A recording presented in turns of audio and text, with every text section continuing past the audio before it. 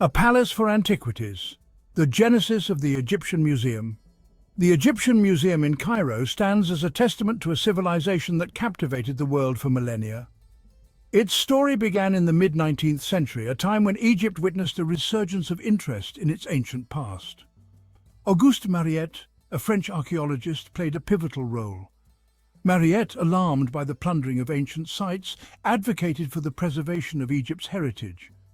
His vision materialized in 1858 with the establishment of the Antiquities Service, the precursor to the museum. Housed initially in a modest building near the Bulak district, the collection grew rapidly. The Nile, however, had other plans. A devastating flood in 1878 threatened the burgeoning collection. The artifacts were meticulously moved to safety, but the event underscored the need for a more secure and permanent home. The pioneers, early curators, and their contributions. The museum found its current home in 1902 in a majestic edifice in Cairo's Tahrir Square. Designed by the French architect Marcel Dourgnon, the building itself is an impressive blend of neoclassical and ancient Egyptian styles. Its grand staircase and spacious halls provided an appropriate setting for the treasures within. Gaston Maspero, an eminent Egyptologist, succeeded Mariette as the museum's director. Maspero's tenure marked a period of significant expansion and scholarly rigor. He reorganized the collection, implemented modern museological practices, and published extensively on Egyptian history and culture. Another prominent figure was Howard Carter, whose discovery of Tutankhamun's tomb in 1922 catapulted the museum into the global spotlight. The subsequent arrival of Tutankhamun's treasures, including the iconic golden mask, drew crowds from around the world. Housing treasures, the museum's architectural evolution. The museum's layout, with its 2 floors, reflects a chronological and thematic organization. The ground floor houses heavier objects, including colossal statues, sarcophagi, and monumental pieces from various periods of Egyptian history. One can encounter imposing figures of pharaohs and deities. Upstairs, the focus shifts to smaller, more delicate artifacts. Rooms are dedicated to specific periods, such as the Old, Middle, and New Kingdoms, providing a comprehensive overview of Egypt's artistic and cultural evolution. Jewelry, pottery, papyri, and funerary objects offer intimate glimpses into the lives of ancient Egyptians. Over the decades, the museum has undergone expansions and renovations to accommodate its ever-growing collection. New wings and galleries have been added, and modern display techniques have been implemented to enhance the visitor experience. The Boy King's legacy, Tutankhamun's treasures unveiled. Among the museum's vast holdings, Tutankhamun's treasures occupy a place of unparalleled prominence.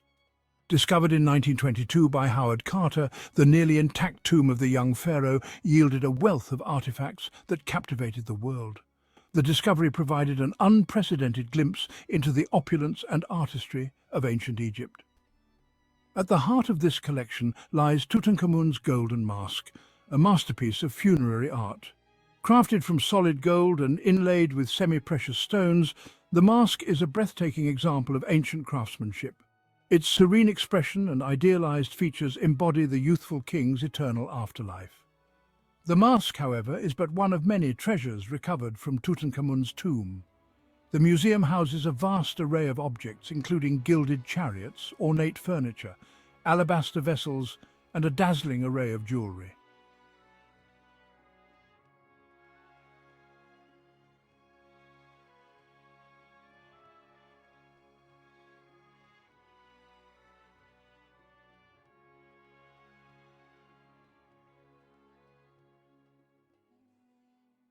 Tutankhamun's tomb contained over 5,000 artifacts, each meticulously crafted and imbued with symbolic meaning.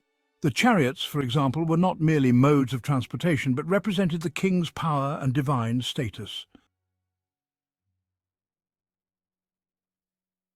The furniture, adorned with intricate carvings and inlays, served both practical and ritualistic purposes.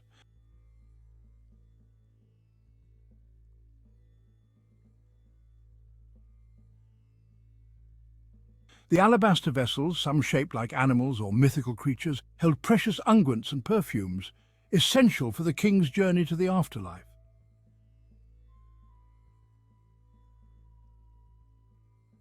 The jewellery, ranging from delicate necklaces to elaborate pectorals, showcased the skill of ancient Egyptian goldsmiths and reflected the king's status and wealth. The sheer quantity and quality of the artifacts from Tutankhamun's tomb provide an unparalleled understanding of the funerary practices, religious beliefs, and artistic achievements of ancient Egypt.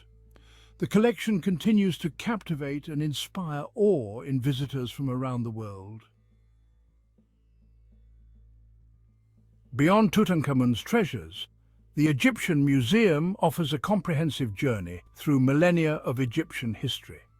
From the pre-dynastic period to the Greco-Roman era, the museum's collection spans over 5,000 years of civilization. Each artifact, whether a monumental statue or a humble amulet, provides a window into the past. The Old Kingdom, known for its pyramid building, is represented by colossal statues of pharaohs such as Djoser, Khufu, and Khafra. The Middle Kingdom, a period of political and cultural resurgence, is showcased through intricate jewellery, elegant sculptures, and finely crafted models of daily life. The New Kingdom, marked by imperial expansion and artistic innovation, is richly represented by objects from the reigns of powerful pharaohs like Hatshepsut, Thutmose III, and Rameses II. The museum also houses artifacts from later periods, including the Ptolemaic and Roman eras, reflecting the enduring legacy of ancient Egypt.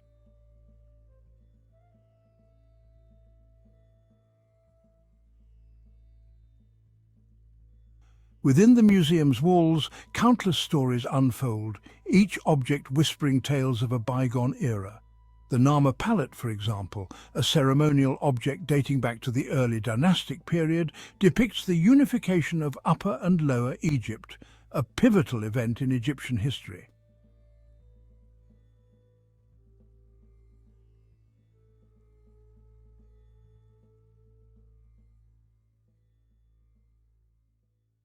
The museum also houses a vast collection of papyri, ancient scrolls containing a wealth of information about Egyptian literature, religion, medicine, and daily life. The Book of the Dead, a collection of funerary texts, provides insights into Egyptian beliefs about the afterlife. Beyond the iconic artifacts, the museum holds countless hidden gems, each with its own story to tell. A small amulet worn for protection, a child's toy, a scribe's palette. These everyday objects offer intimate glimpses into the lives of ancient Egyptians.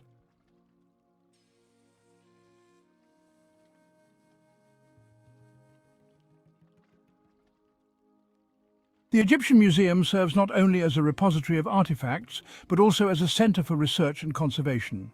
A team of dedicated curators, archaeologists and conservators work tirelessly to preserve and study the collection, ensuring that future generations can appreciate the wonders of ancient Egypt. The museum's conservation laboratories are equipped with state-of-the-art technology, allowing experts to restore and preserve delicate objects. Researchers from around the world come to study the museum's collection, contributing to our understanding of Egyptian history, culture and art. The museum also plays a vital role in combating the illicit trafficking of antiquities. By raising awareness and collaborating with international organizations, the museum strives to protect Egypt's cultural heritage from looting and destruction. The Egyptian Museum in Cairo stands as a testament to one of the world's most enduring civilizations. Its vast and diverse collection, spanning millennia of history, continues to captivate and inspire awe in visitors from around the globe. From the iconic golden mask of Tutankhamun to the everyday objects of ordinary Egyptians, the museum offers a window into a world both familiar and extraordinary. As a centre for research, conservation and education, the museum plays a vital role in preserving Egypt's cultural heritage for future generations. Its mission extends beyond its walls, fostering a deeper appreciation for the achievements of ancient Egypt and inspiring a sense of wonder at the ingenuity, creativity, and resilience of the human spirit.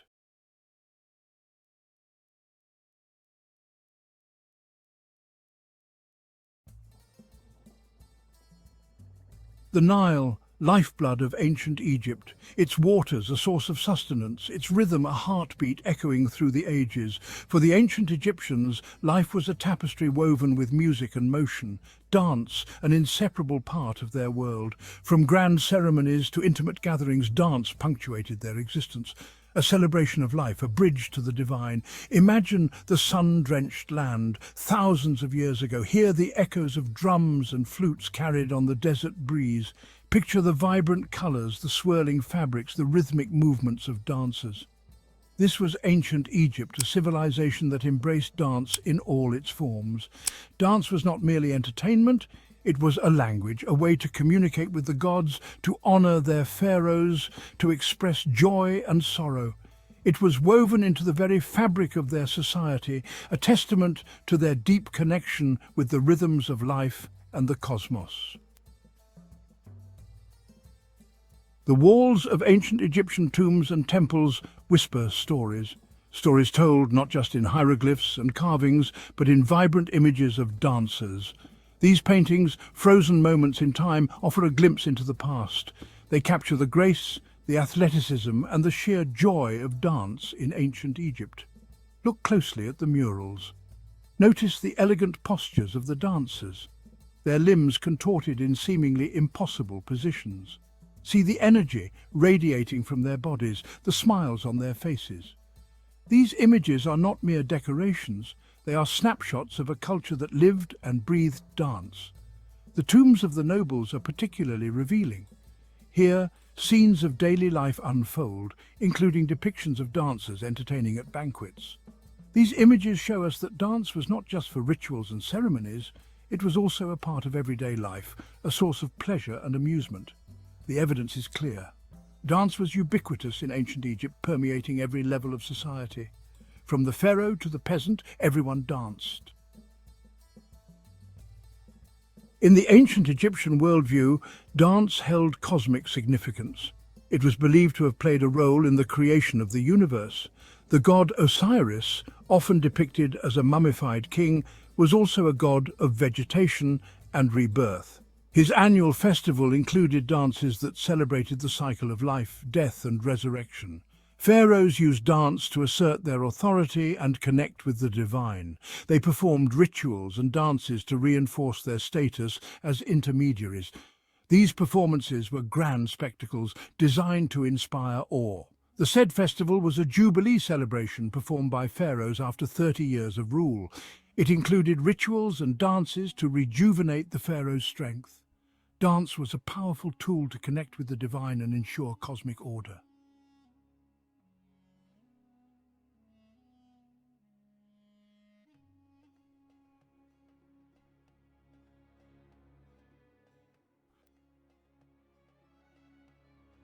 Who were these dancers who moved with such grace and precision?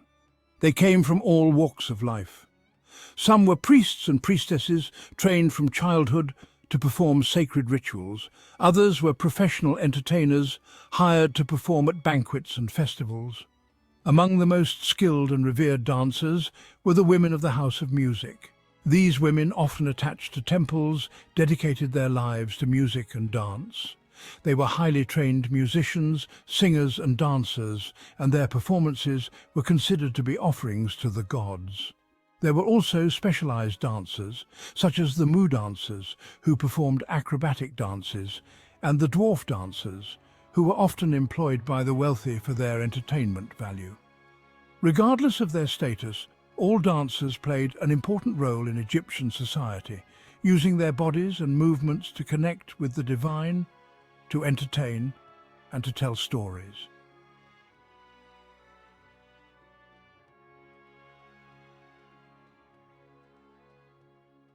The ancient Egyptians were masters of adornment, and dance costumes were no exception. From the simplest linen kilts to elaborate headdresses and jewellery, dancers adorned themselves in ways that enhanced their movements and added to the visual spectacle. Female dancers often wore long, flowing dresses made of sheer linen. These dresses, sometimes pleated or draped, allowed for freedom of movement while still revealing the contours of the body. They might also wear beaded nets or vests over their dresses, adding another layer of texture and sparkle. Headdresses were an important part of the costume, often signifying the dancer's role or status. Some dancers wore simple wreaths of flowers, while others donned elaborate headdresses made of feathers, beads, and precious metals. These headdresses, some reaching several feet in height, would have swayed and shimmered with the dancer's every move. Dancers also wore jewellery, both real and costume. Necklaces, earrings, bracelets, and anklets all added to the visual impact of the performance. The jingle of these ornaments provided a rhythmic accompaniment to the music and enhanced the dancer's movements.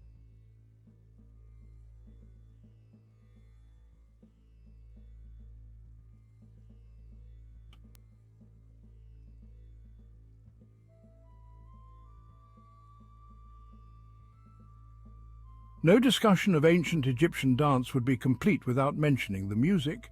Music and dance were inseparable, each enhancing and complementing the other. The ancient Egyptians had a rich musical tradition, and their instruments were as varied as their dances. Percussion instruments played a central role, providing the driving rhythms that fueled the dances. Drums of various sizes and shapes were essential. Some were played with the hands, others with sticks. Clappers, cymbals, and sistrums, a type of rattle, added to the percussive texture. Wind instruments such as flutes, oboes, and clarinets provided melodies and harmonies. The flute, in particular, was a popular instrument, its haunting sound evocative of both joy and sorrow. String instruments such as harps, lyres, and lutes added depth and richness to the music. Imagine the sound of these instruments combined with the rhythmic clapping and chanting of the audience. The music would have been both exhilarating and hypnotic, transporting the dancers and viewers alike to another realm.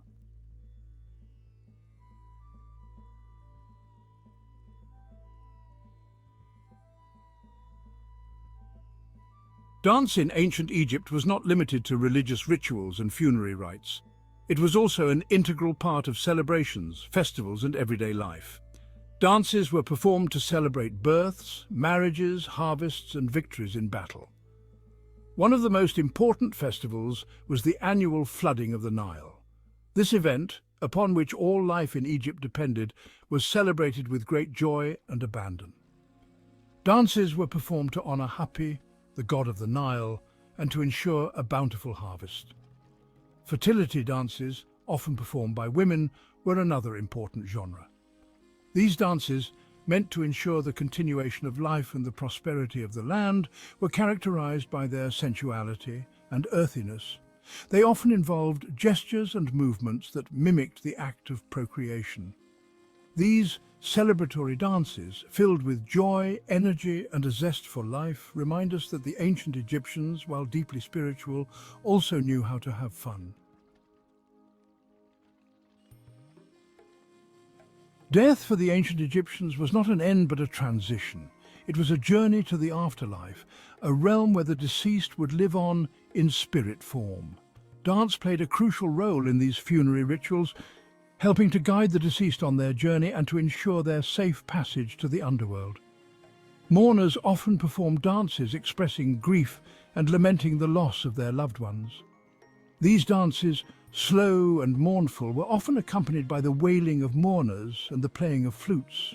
Other dances, performed by priests and priestesses, were intended to appease the gods and to ensure the deceased's safe passage to the afterlife. These dances were often highly ritualized, involving specific steps, gestures, and incantations. One of the most important funerary rituals was the opening of the mouth ceremony. This ritual, intended to restore the deceased's senses and allow them to eat, drink, and speak in the afterlife, involved a series of symbolic gestures, including the use of a ritual adze to touch the mouth of the deceased's mummy or statue.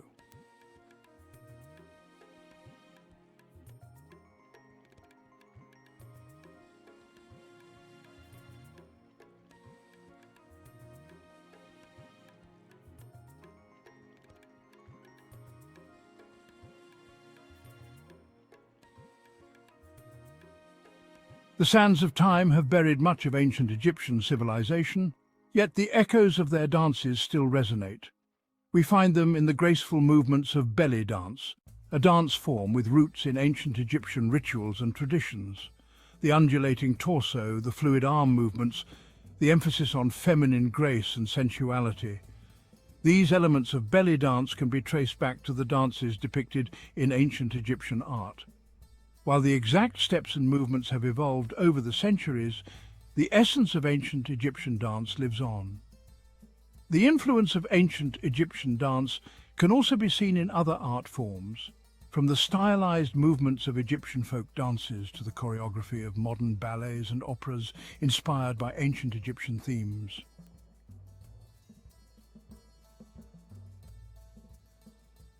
Dance in ancient Egypt was more than just entertainment. It was a way of life, a language, a bridge to the divine. Through dance, the ancient Egyptians expressed their deepest beliefs and connected with the rhythms of the cosmos. The legacy of ancient Egyptian dance lives on in the images carved on tombs and temples. As we gaze upon the pyramids and temples, let us remember the dances that once animated these spaces. Let us marvel at the enduring power of dance to connect us to the past.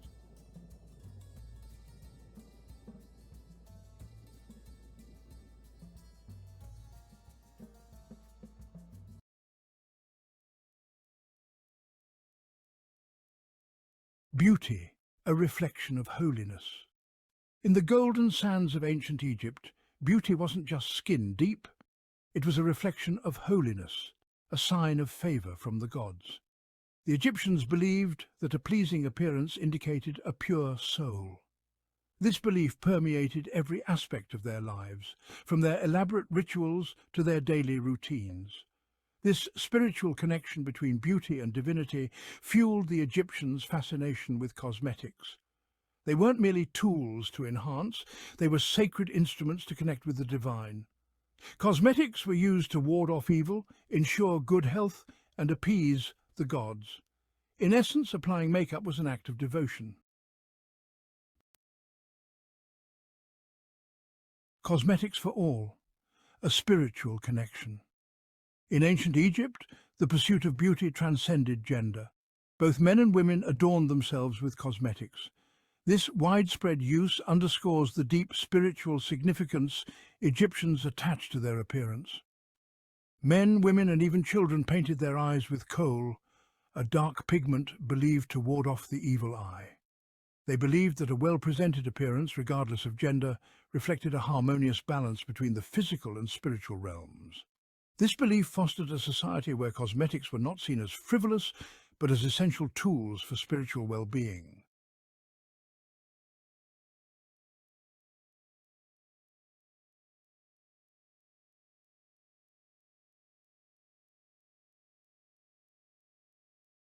The Alchemy of Kohl, a chemical marvel. This ancient cosmetic has fascinated historians and chemists alike for centuries. Of all the cosmetics used in ancient Egypt, kohl reigned supreme. It was more than just a tool for beauty, it was a symbol of status, health, and even spirituality. This dark, dramatic eyeliner wasn't just a fashion statement, it was a chemical marvel. The Egyptians believed that kohl had protective and healing properties, making it an essential part of their daily lives.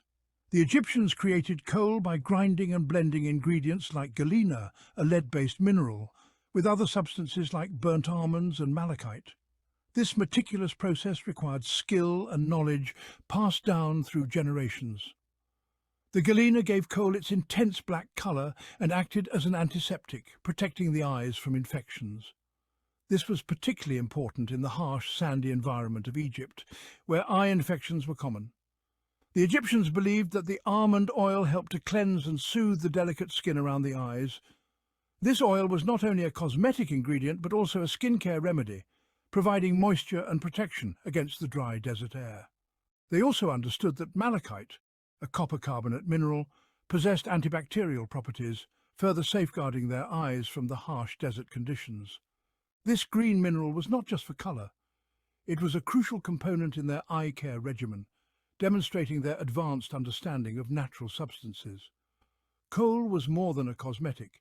It was a part of the cultural and spiritual fabric of ancient Egypt. It was used in religious ceremonies believed to ward off evil spirits and was even found in the tombs of pharaohs, signifying its importance in the afterlife. Today, scientists continue to study ancient coal, uncovering its complex composition and the sophisticated techniques used by the Egyptians. This ancient cosmetic remains a testament to their ingenuity and their deep connection to the natural world. Healing hues, cosmetics as medicine. The ancient Egyptians were pioneers in the use of cosmetics, not just for beauty, but for health and healing as well. The Egyptians' understanding of cosmetics went beyond aesthetics. They recognized their medicinal properties. They believed that beauty and health were intertwined, and their cosmetic practices reflected this holistic approach. The Ebers Papyrus, an ancient medical text dating back to 1550 BC, provides valuable insights into this aspect. This extensive document is one of the oldest and most important medical papyri of ancient Egypt, containing over 700 remedies and formulas. It details recipes for cosmetics that doubled as treatments for skin ailments and eye infections. These recipes were meticulously recorded, showcasing the Egyptians' advanced knowledge of natural ingredients and their applications. For instance, the Egyptians used red ochre, a natural clay earth pigment, not only as blush but also as a treatment for skin inflammations. This pigment was believed to have protective and healing properties, making it a staple in their cosmetic and medicinal toolkit. They believed that its natural drying properties could help soothe irritations. Red ochre was often mixed with other ingredients to enhance its effectiveness, demonstrating their sophisticated approach to skin care. Similarly, green malachite, apart from its cosmetic uses, was employed as an antiseptic for wounds and eye infections. This vibrant green mineral was ground into a fine powder and applied to affected areas, harnessing its natural antibacterial properties. This merging of beauty and medicine showcases the Egyptians' advanced understanding of natural ingredients and their therapeutic benefits. Their innovative use of cosmetics as medicine highlights a culture that valued both appearance and well-being, setting a precedent for future generations. Today, modern science continues to uncover the wisdom behind these ancient practices. Researchers study the compositions and applications of these ancient cosmetics, revealing their potential benefits and inspiring new approaches in both beauty and medicine. The legacy of ancient Egyptian cosmetics lives on, influencing contemporary beauty products and treatments. By blending ancient wisdom with modern science, we continue to explore the healing power of cosmetics, just as the Egyptians did thousands of years ago. From palettes to pots, the evolution of beauty kits. The Egyptians' love for cosmetics spurred a fascinating evolution in how they stored and carried their beauty essentials. Early forms of cosmetic storage involved simple, functional containers. Over time, these containers transformed into elaborate expressions of artistry and craftsmanship. One of the earliest examples is the Nama palette, dating back to 3100 BC. This ceremonial palette, used for grinding and mixing cosmetics, demonstrates the early integration of beauty and artistry. Crafted from siltstone, it depicts scenes of unification and power, highlighting the importance of cosmetics in even the most significant ceremonies.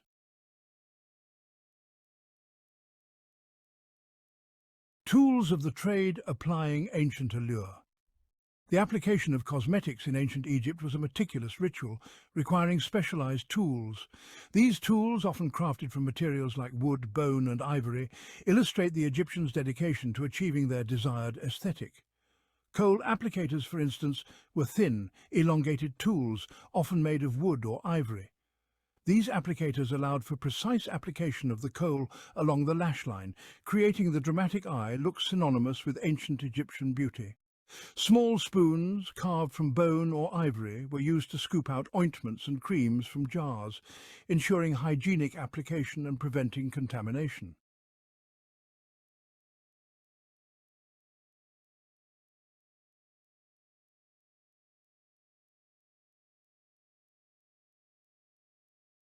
Status symbols, cosmetics, and social standing. While cosmetics were ubiquitous in ancient Egypt, access to certain ingredients and elaborate containers signified social standing. The use of makeup was not merely for aesthetic purposes, but also a reflection of one's place in society. The elite enjoyed access to rare and expensive ingredients, such as lapis lazuli, a deep blue gemstone imported from distant lands. This gemstone was highly prized and often reserved for the upper echelons of society. This luxurious pigment was used to create vibrant blue eyeshadow, a colour associated with royalty and divinity. The blue eyeshadow was not just a cosmetic choice, but a symbol of power and divine favour, often depicted in the art and statues of gods and pharaohs. The containers for these cosmetics also reflected social hierarchy. The design and material of a cosmetic container could indicate the owner's wealth and status. While commoners used simple clay pots, the elite commissioned elaborate containers made from materials like alabaster, gold, and precious stones. These materials were not only more durable but also more visually striking, making them perfect for showcasing one's status. These containers, often adorned with intricate carvings and precious jewels, served as status symbols, showcasing the owner's wealth and influence. The more elaborate and ornate the container, the higher the social standing of its owner. In many ways, these cosmetic containers were as much a part of the elite's identity as their clothing and jewellery, reflecting their place in the social hierarchy of ancient Egypt.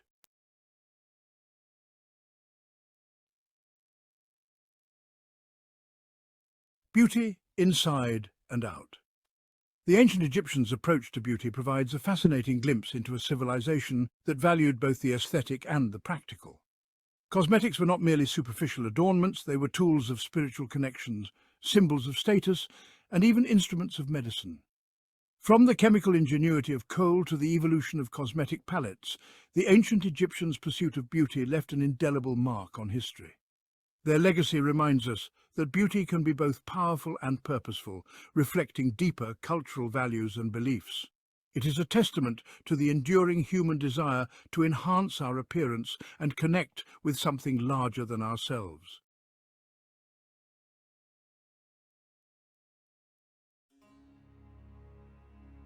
Herodotus possessed a keen eye for observation and a passion for collecting stories. He sought out learned men and women, engaging them in lively discussions. He listened intently to tales whispered in marketplaces and songs sung in royal courts. He believed in the power of first-hand experience, venturing into remote regions to witness life in all its diversity. Herodotus understood that to truly comprehend the world, one had to explore its every corner. Egypt, with its ancient pyramids that have stood the test of time, towering majestically over the desert landscape, and enigmatic hieroglyphs that tell stories of gods, kings, and everyday life, held a particular allure for Herodotus. It was a land steeped in history, its origins lost to the mists of time, where every stone and ruin whispered secrets of a bygone era. Herodotus was captivated by the grandeur of its monuments, the towering statues that seemed to touch the sky, and the complexity of its civilization, a society that thrived with bustling marketplaces and intricate social structures. Herodotus immersed himself in Egyptian culture, engaging with priests, scribes, and ordinary people, learning from their daily lives and traditions. He learned about their religious beliefs, their social customs, and their understanding of the cosmos, which was deeply intertwined with their daily existence. He was fascinated by their stories of gods and pharaohs, tales of divine rulers and mythical beings, of creation and the afterlife, where elaborate burial practices ensured a journey to the next world. He recognized that Egypt offered a unique perspective on the human experience, a civilization that had mastered the art of living in harmony with the natural and supernatural worlds. Herodotus was a pioneer in the field of history, often referred to as the father of history, due to his groundbreaking work in documenting the past.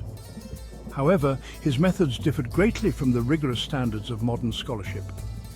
Unlike today's historians, who rely on a combination of primary sources, archaeological evidence, and peer-reviewed research, Herodotus had to navigate a world where written records were scarce and often unreliable. He relied heavily on oral accounts, gathering stories from a wide range of sources. These included local storytellers, travelers, and merchants, each with their own version of events. Herodotus understood that history was often passed down through generations, shaped by the memories and perspectives of those who recounted it. This oral tradition was a double-edged sword. While it preserved the essence of events, it also allowed for embellishments and alterations over time. The stories he collected were like pieces of a puzzle, each one offering a glimpse into the past, but none providing a complete picture. The hieroglyphics and inscriptions he encountered were invaluable, yet they too were subject to interpretation. Herodotus recognized the subjective nature of his sources, but believed that by collecting multiple perspectives, he could approach a semblance of truth. He was aware that each account was colored by the teller's own experiences and biases. While Herodotus valued first-hand observation, he also relied on the interpretations of local guides and experts. These individuals provided him with insights that he could not have gained on his own. He understood that these guides and experts had spent their lives immersed in the culture and history of their land, making their knowledge indispensable. He consulted with Egyptian priests who possessed a deep knowledge of their history and religion. These priests were the keepers of sacred texts and oral traditions, offering Herodotus a wealth of information. He sought out Greek merchants and travelers who had spent years in Egypt, absorbing its culture. These individuals provided a unique perspective, bridging the gap between Greek and Egyptian worlds. He recognized that to fully understand a place, one had to rely on the knowledge of those who knew it best. This meant listening to the voices of the people who lived there, who had experienced its history firsthand. Herodotus's approach to history was not without its flaws. His reliance on oral accounts and second-hand information sometimes led him astray. He sometimes struggled to differentiate between fact and legend, accepting fantastical stories at face value. These tales, while captivating, often blurred the line between history and myth. He acknowledged the limitations of his own knowledge, often presenting conflicting accounts side by side. This approach allowed readers to see the diversity of perspectives, but also highlighted the uncertainties inherent in his work. However, his willingness to embrace uncertainty and to present multiple perspectives distinguished him as a historian. He was not afraid to admit when he did not know the full story, and he left room for future scholars to build upon his work. He understood that history was not simply a collection of facts, but a complex tapestry woven from memory, interpretation, and imagination. This holistic approach allowed him to capture the richness and complexity of human experience, making his work timeless and invaluable. Egypt, in the eyes of Herodotus, was a land of wonders, both familiar and strange. As he journeyed through this ancient civilization, he was struck by the unique blend of natural beauty and human ingenuity that defined the landscape. He marveled at the Nile's annual floods, which brought life to the arid land. These floods were not just a natural phenomenon, but a lifeline for the people, ensuring the fertility of the soil and the prosperity of the nation. He described the Egyptians' ingenious irrigation systems, which transformed the desert into fertile fields. These systems were a testament to their advanced engineering skills and their ability to adapt to their environment. He observed their agricultural practices, noting their cultivation of wheat, barley, and flax. These crops were not only staples of their diet, but also essential for their economy, providing materials for trade and daily life. Herodotus was impressed by the Egyptians' ability to harness the power of nature to sustain their civilization. Their agricultural techniques were sustainable and efficient, allowing them to thrive in a challenging environment. Herodotus was equally fascinated by the Egyptians' cultural practices. He witnessed their vibrant festivals, intricate rituals, and the daily routines that reflected their deep-seated beliefs and values. He described their reverence for the Nile, which they believed was the source of all life. The river was central to their religion and mythology, and they held numerous ceremonies to honor its vital role in their existence. He observed their elaborate burial rituals, including the mummification of their dead and the construction of elaborate tombs. These practices were deeply rooted in their belief in the afterlife and the importance of preserving the body for the journey beyond. He noted their fascination with astronomy, their development of a calendar based on the solar year, and their construction of massive pyramids aligned with the stars. These achievements demonstrated their advanced understanding of the cosmos and their desire to connect with the divine. Herodotus recognized the Egyptians' deep connection to their environment and their reverence for the natural world. This connection was evident in their art, architecture, and daily practices, all of which reflected a profound respect for the forces of nature. He observed their respect for animals, particularly cats, which they considered sacred. Cats were not only pets, but also symbols of protection and grace, often depicted in their art and associated with the goddess Bastet. He noted their belief in the afterlife and their elaborate preparations for the journey into the underworld. These preparations included not only mummification, but also the provision of goods, amulets, and inscriptions to guide and protect the deceased in the afterlife. Herodotus understood that the Egyptians' worldview was fundamentally different from that of the Greeks, shaped by their unique environment and their ancient traditions. This difference was reflected in their art, religion, and social structures, offering a rich tapestry of cultural diversity that fascinated and inspired him.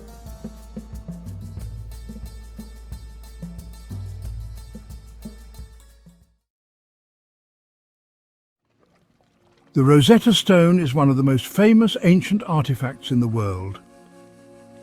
The Rosetta Stone was rediscovered in July 1799 by French soldiers who were part of Napoleon Bonaparte's Egyptian campaign.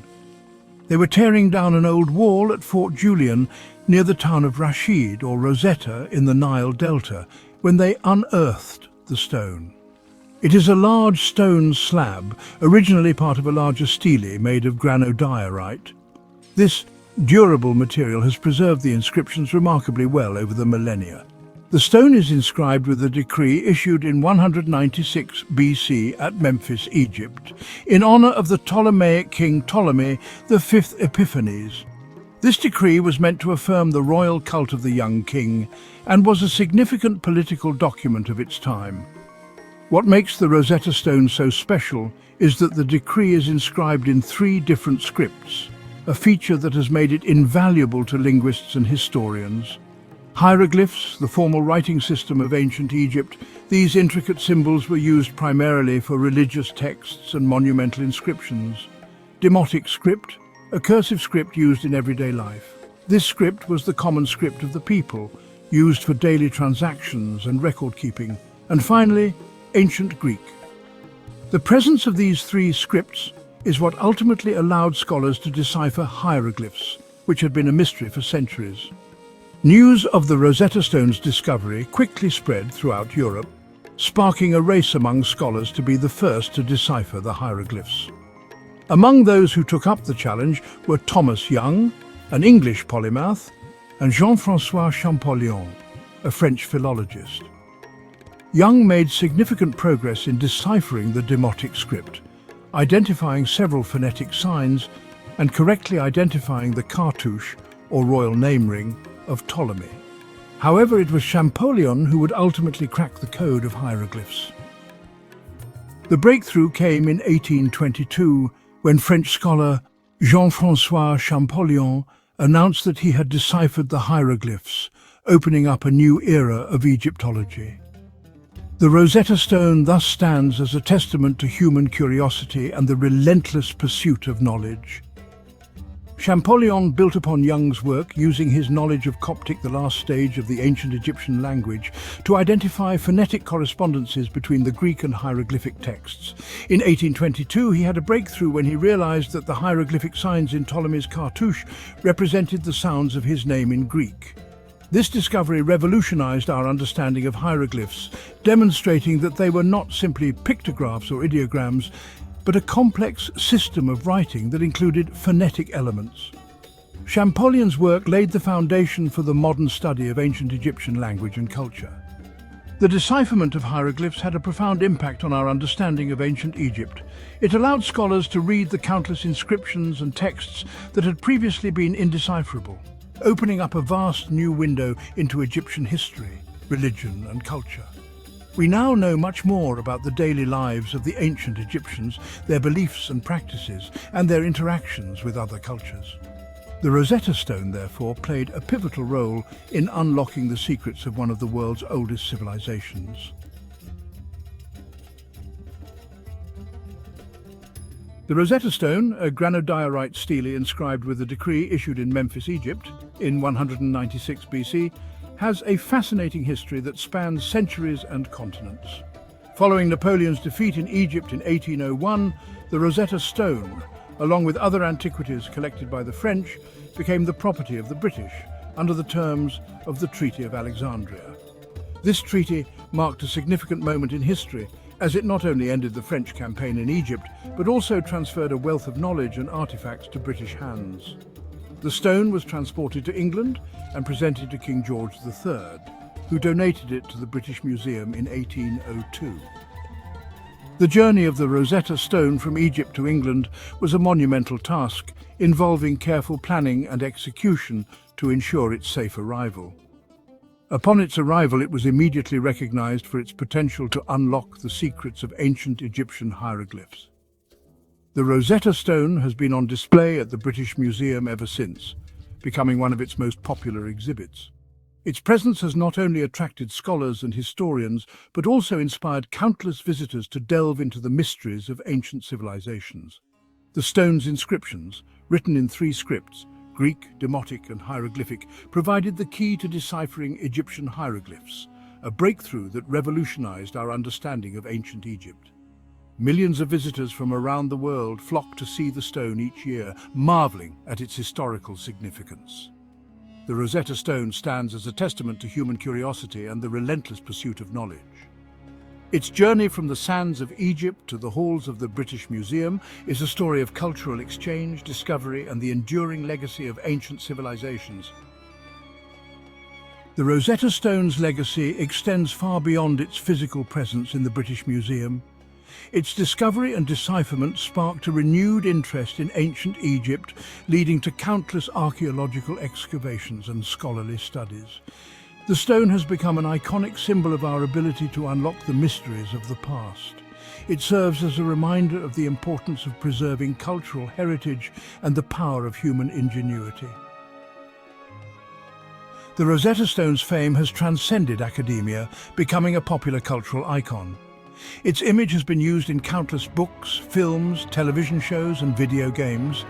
The phrase Rosetta Stone has even entered the English lexicon as a metaphor for anything that holds the key to understanding a complex problem or mystery.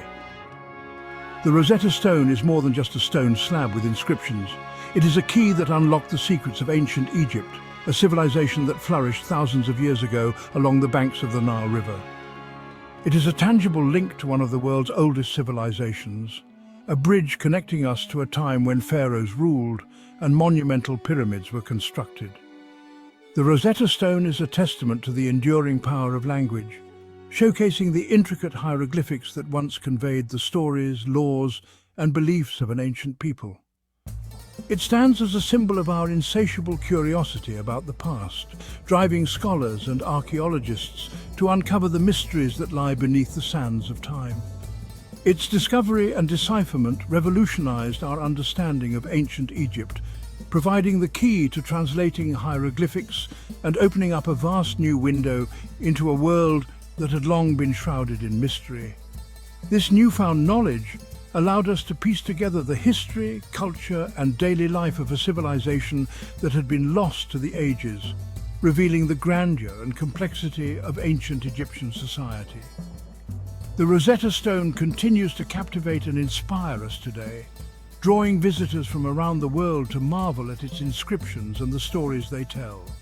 It serves as a reminder of the enduring power of human curiosity, the drive to explore, learn, and understand our past.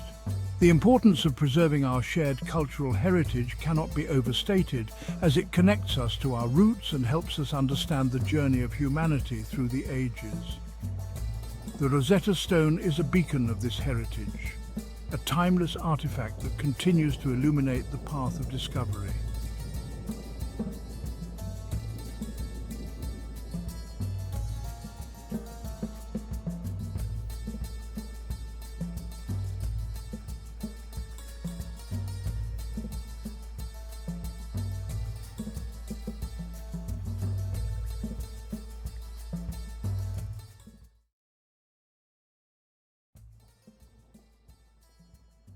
The Nile, the lifeblood of Africa, flows through a land of ancient wonders. Along this journey, it encounters Nubia, a land as rich and enigmatic as the river itself. Nubia, nestled in modern-day Sudan and southern Egypt, was a land of strategic importance. It was a gateway between the Mediterranean world and the heart of Africa. Nubia's significance was not lost on the ancient Egyptians. They called it Tarseti, the land of the bow, in recognition of the famed Nubian archers. These skilled warriors were highly sought after in Egyptian armies. Gold, ivory, ebony, and exotic animals flowed from the heart of Africa, through Nubia and into Egypt. The Egyptians, recognizing this, sought to control Nubia, leading to centuries of complex interactions. The story of Nubia and Egypt is one of conflict and cooperation, of cultural exchange and intertwined destinies. Nubia was a land of abundance, blessed with resources coveted by its northern neighbour, Egypt. Gold, shimmering and precious, was perhaps the most sought-after treasure. Nubia's gold mines, located deep within its mountainous terrain, became a source of fascination and desire for the Egyptians. Beyond gold, Nubia was a land of exotic wonders. Ebony, a dark, fine-grained wood, was prized for its beauty and durability. Ivory from the tusks of elephants was carved into exquisite ornaments and works of art. Animal skins, precious stones, and aromatic resins all flowed north from Nubia, enriching the Egyptian economy and culture. Trade routes, traversing the Nile and crossing the desert, connected Nubia and Egypt. Caravans laden with goods carried not just material wealth, but also ideas and cultural practices. This interaction, driven by economic necessity and fueled by the Nile's bounty, laid the foundation for a relationship that would endure for millennia. The relationship between Nubia and Egypt was not always harmonious. The allure of Nubia's riches, coupled with its strategic importance, often led to conflict. Egyptian pharaohs, eager to secure their borders and control the flow of valuable resources, launched military campaigns into Nubia.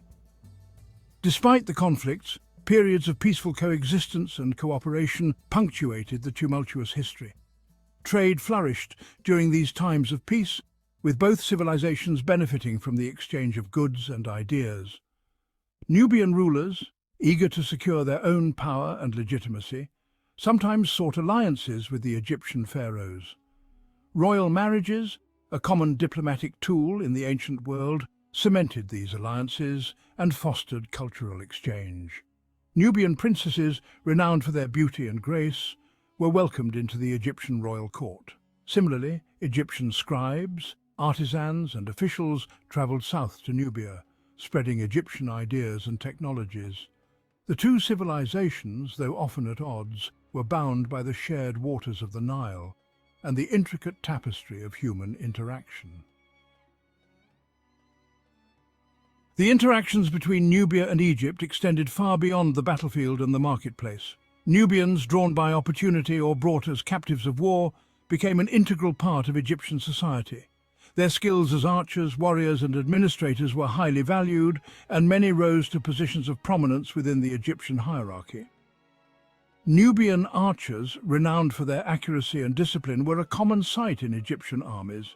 Beyond the military, Nubians excelled in administration and governance. Egyptian records mention Nubian scribes, officials and even governors who managed Egyptian provinces. These individuals, often highly educated and multilingual, navigated the complexities of Egyptian bureaucracy and contributed to the efficient running of the empire. Nubian artisans, musicians, dancers and labourers contributed to the vibrancy of Egyptian culture. Their presence is evident in Egyptian art, where Nubian features, hairstyles, and clothing styles are often depicted. The adoption of Nubian cultural elements highlights the dynamic nature of Egyptian society and its ability to absorb and adapt to foreign influences. The rise of Kush, a Nubian kingdom's ascent. Around the 8th century BCE, a powerful kingdom emerged in Nubia, centered at the city of Napata. This kingdom, known as Kush, would challenge Egyptian dominance and eventually rule over the land of the pharaohs. The Kushites, deeply influenced by Egyptian culture, adopted many of its customs and beliefs. They worshipped Egyptian gods, built pyramids and temples in the Egyptian style, and even adopted hieroglyphic writing. However, they also retained their own distinct traditions, language, and artistic styles. Kushite kings, powerful rulers who commanded vast armies, presented themselves as the legitimate heirs of the pharaohs. The rise of Kush marked a turning point in the relationship between Nubia and Egypt.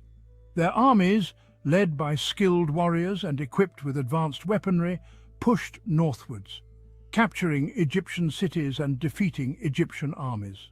The Kushite kings, now rulers of both Nubia and Egypt, ushered in an era of renaissance, reviving Egyptian traditions and leaving an indelible mark on Egyptian art, religion, and architecture.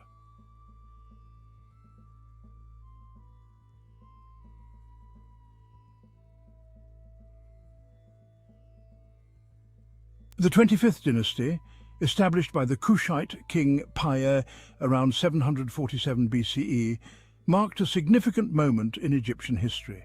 For the first time, a dynasty of Nubian origin ruled over the land of the pharaohs. These Black Pharaohs left a lasting impact on Egyptian culture, religion, and architecture. They revitalized Egyptian traditions, ushering in a period of artistic and religious renewal. The Kushite pharaohs were devout patrons of the Egyptian god Amun, restoring temples and monuments dedicated to him. They embraced traditional Egyptian artistic conventions, commissioning colossal statues and intricate reliefs. They also introduced elements of their own Kushite heritage, blending Egyptian motifs with Nubian styles. The story of Nubia and Egypt is not simply a tale of two separate civilizations. It is a testament to the power of cultural exchange, the blurring of boundaries, and the creation of a shared heritage. Over centuries of interaction, Nubian and Egyptian cultures intertwined, each influencing and enriching the other. While Nubia adopted Egyptian religious beliefs, artistic styles, and even language, Egypt was equally open to Nubian influences. Nubian music, dance, and fashion found their way into the Egyptian court and society. Nubian gods and goddesses were incorporated into the Egyptian pantheon. The Egyptian language itself borrowed words and phrases from Nubian languages, a testament to the close interaction between the two peoples. This cultural fusion is evident in the archaeological record, in the art, architecture, and artifacts that have survived the sands of time. Temples in Nubia, built by Kushite pharaohs, feature a unique blend of Egyptian and Nubian artistic styles. This intertwining of cultures created a vibrant and dynamic civilization along the Nile Valley. Nubia, though often overshadowed by its more famous neighbour, played a pivotal role in shaping the course of history. Its contributions to world civilization, often overlooked or downplayed, are finally being recognized and celebrated. From its strategic importance as a crossroads of trade to its cultural innovations, Nubia left an indelible mark on the ancient world. Nubia's gold, ebony, and ivory enriched the economies of ancient civilizations. Its warriors, renowned for their skills as archers, served in armies across the ancient Near East. Its kings, the Black Pharaohs, ruled over Egypt, leaving a lasting legacy on its art, religion, and architecture. Nubia's impact extends beyond its material and political contributions. It was a center of innovation, developing its own unique alphabet, known as Meroitic script, which remains partially undeciphered. Its artisans created stunning works of art, blending Egyptian motifs with their own distinct styles. Nubia's story is a reminder that history is not written solely by the victors. For centuries, the story of Nubia remained hidden beneath the sands of time. Its monuments and cities lay buried, overshadowed by ancient Egypt. Recently, archaeologists and historians have begun to unearth the secrets of this forgotten civilization. New discoveries challenge our understanding of Nubian history and culture. Excavations at Kerma, Napata and Meroe reveal Nubia's social structure and artistic achievements. The decipherment of Meroitic script is unlocking Nubian language and literature. Studying Nubia is about recognizing its contributions to world history and celebrating its unique identity. As we unearth Nubia's treasures, we see history as a dynamic and evolving narrative.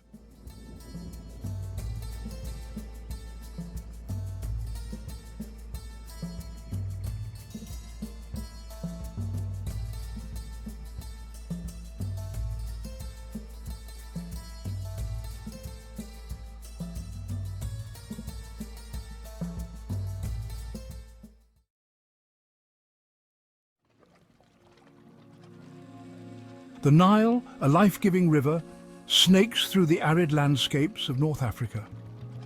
Along its banks, an extraordinary civilization blossomed thousands of years ago, ancient Egypt. This land, shrouded in mystery and legend, continues to captivate our imagination. From the towering pyramids of Giza to the enigmatic Sphinx, the remnants of ancient Egypt whisper tales of pharaohs, gods, and a civilization that thrived for millennia. These monumental structures are not mere relics of a bygone era. They stand as testaments to human ingenuity, ambition, and a deep connection with the cosmos. The ancient Egyptians believed in the eternal cycle of life and death, reflected in their elaborate burial rituals and the grandeur of their tombs. Join me now as we embark on a journey through time, exploring the rise and fall of this extraordinary civilization. Our adventure takes us from the unification of Upper and Lower Egypt to the era of powerful pharaohs who commanded vast armies and immense wealth. We'll delve into the lives of ordinary Egyptians, their beliefs, their innovations, and their enduring legacy that continues to shape our world today. Prepare to be amazed by the splendors of ancient Egypt, a land of enduring fascination and unparalleled historical significance. Before the grandeur of the pyramids and the might of the pharaohs, Egypt existed as two separate entities, Upper and Lower Egypt. These regions were distinct in their cultures, traditions, and even their gods. The fertile lands of the Nile Valley were divided, each region with its own ruler and deities. The people of Upper Egypt worshipped gods like Seth, while those in Lower Egypt revered gods such as Wadjet. This division, however, would not last forever. The desire for unity and strength was ever present, and the two regions were destined to come together. Around 3100 BC, a powerful king emerged from Upper Egypt. His name was Narmer. He was a visionary leader who saw the potential of a united Egypt. Narmer's victory over Lower Egypt marked a pivotal moment in Egyptian history. His triumph was not just a military conquest, but a symbolic act of unification.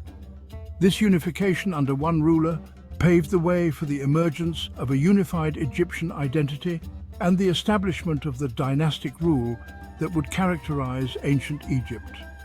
The merging of the two lands brought about a new era of prosperity and cultural development. Narmer's legacy is not only political, it is also artistic.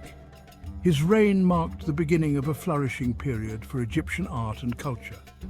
The Narmer Palette, a ceremonial artifact discovered in the ancient city of Hierakonpolis, depicts Narmer wearing the crowns of both Upper and Lower Egypt, symbolizing his dominion over the two lands. This artifact is a testament to his power and the significance of his rule. This artifact provides us with a glimpse into the early stages of Egyptian art and the significance of royal iconography. The intricate carvings and symbols on the palette tell a story of power, divinity, and the unification of a great civilization. With the unification complete, a new era dawned upon the land of the Nile. The once divided regions now work together, sharing resources and knowledge, leading to advancements in various fields. The first dynasty was established, marking the beginning of a remarkable journey that would span thousands of years. This period saw the consolidation of power and the establishment of traditions that would endure for millennia. The unification of Egypt laid the foundation for the flourishing civilization that would leave an indelible mark on human history. The achievements of ancient Egypt in architecture, art, and governance continue to inspire and awe the world to this day. The Old Kingdom, spanning from around 2686 to 2181 BC, is often regarded as the golden age of ancient Egypt. This era laid the foundation for the grandeur and mystique that we associate with ancient Egyptian civilization today. This period witnessed the flourishing of Egyptian culture, marked by impressive advancements in art, architecture, and governance. The pharaohs of the Old Kingdom were not just rulers, they were seen as gods on earth, and their divine status was reflected in the monumental projects they commissioned. It was during this era that the iconic pyramids enduring symbols of ancient Egypt were constructed. These structures were not merely tombs, but were also a testament to the pharaohs' power and their connection to the divine. These colossal structures, built as tombs for the pharaohs, showcase the architectural prowess and the sophisticated engineering skills of the ancient Egyptians. The precision with which these massive stones were cut and placed continues to baffle modern engineers and historians. The Great Pyramid of Giza, built by the pharaoh Khufu, is the most impressive of them all. Standing at an original height of 146.6 meters, it was the tallest man-made structure in the world. Its sheer scale and precision continue to astonish us today. The alignment of the pyramid, with the cardinal points, and its near-perfect symmetry, are feats of engineering that still inspire awe. The construction of these monumental tombs was not only a testament to the pharaoh's power, but also a reflection of the Egyptians' belief in the afterlife. The pyramids were seen as a means to ensure the pharaoh's safe journey to the afterlife, where they would continue to rule as gods. The pyramids were designed to ensure the safe passage of the pharaoh's soul into the afterlife, equipped with everything they would need for eternity. This included not only treasures and food, but also intricate spells and texts inscribed on the walls to guide them through the afterlife. The Old Kingdom wasn't just about pyramids, however. It was a period of remarkable cultural and intellectual achievements that laid the groundwork for future generations. This period saw the development of hieroglyphic writing, a complex system that combined logographic, syllabic, and alphabetic elements. This writing system was used for religious texts, official inscriptions, and monumental art, playing a crucial role in the administration and culture of ancient Egypt. The Egyptians also made significant strides in mathematics, astronomy, and medicine. Their understanding of the stars and the human body was advanced for their time, and many of their practices laid the foundation for future scientific discoveries. The Old Kingdom was a time of unprecedented prosperity and stability, but like all empires, its time in the sun would eventually come to an end. The Nile River, which had been the lifeblood of the civilization, also played a role in its decline. Internal strife, coupled with a weakening central authority, would usher in a period of instability known as the First Intermediate Period. This era of chaos and fragmentation marked the end of the Old Kingdom, but the legacy of its achievements would endure for millennia. The First Intermediate Period, spanning roughly from 2181 to 2055 BC, marked a significant departure from the opulence and stability of the Old Kingdom. This era was characterized by political fragmentation, social unrest, and economic decline. The once powerful centralized government of the pharaohs weakened, allowing provincial governors known as nomarchs to assert their independence. The First Intermediate Period was a time of uncertainty and upheaval. The Nile, the lifeblood of Egypt, experienced irregular flooding patterns, leading to famines and social unrest. The weakening central authority resulted in increased competition for resources and power struggles between rival nomarchs. Despite the challenges, this period wasn't devoid of cultural and artistic innovation. The nomarchs, eager to assert their authority and legitimacy, commissioned elaborate tombs and temples in their respective regions. This competition led to a flourishing of regional artistic styles and a departure from the rigid artistic canons of the Old Kingdom. The first intermediate period, often viewed as a dark age in Egyptian history, was a time of significant transformation. It marked the end of the Old Kingdom's centralized rule and paved the way for the emergence of a new dynasty that would reunite Egypt and usher in another era of prosperity and power.